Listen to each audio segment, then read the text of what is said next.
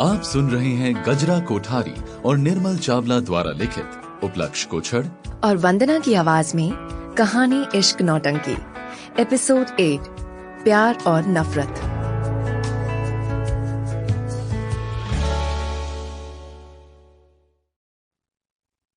समीर ये सोचकर परेशान हो रहा था कि वो क्या करे और क्या ना करे जिससे फोन के अलावा और किसी जरिए से वो पैडी तक अपनी बात पहुंचा पाए। पैडी तक पहुंचने के दूसरे तरीकों के बारे में काफी समय तक वो सोचता रहा। फिर उसे एक आसान सा उपाय सूझा जिसे सोचकर उसे अपनी बेवकूफी पर खुद ही गुस्सा आ गया कि इलेक्ट्रॉनिक मीडिया के दौर में उसे ये ख्याल पहले क्यों नहीं आया।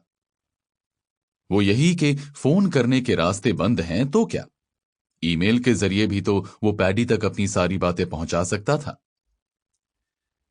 समीर को अपने इस ख्याल से कुछ राहत मिली, लेकिन तभी उसे एक और विचार आया कि कहीं ऐसा ना हो कि पैडी उसके नाम से आए ईमेल देखकर डॉक्यूमेंट को बिना पढ़े ही सीधा डिलीट कर दे। इस बात को ध्यान में रखते हुए समीर ने अपने लिए कुछ नई ईमेल आईडीज बनाई।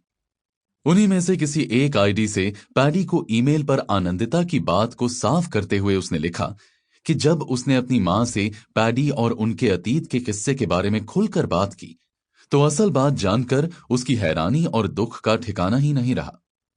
समीर ने लिखा कि वो चाहता था कि पैडी को भी उस पूरे किस्से का दूसरा पहलू मालूम हो जाए।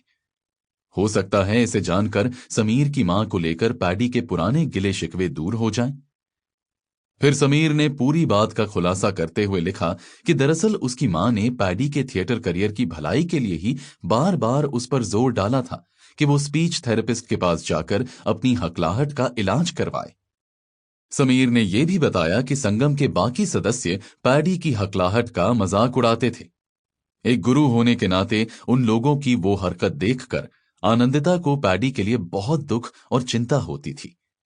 साथ ही समीर ने पैडी और मां के उस पुराने किस्से पर अपनी बात सामने रखते हुए यह भी लिखा कि कभी कभी हम क्लिनिकल प्रॉब्लम को पर्सनल प्रॉब्लम के साथ जोड़ देते हैं।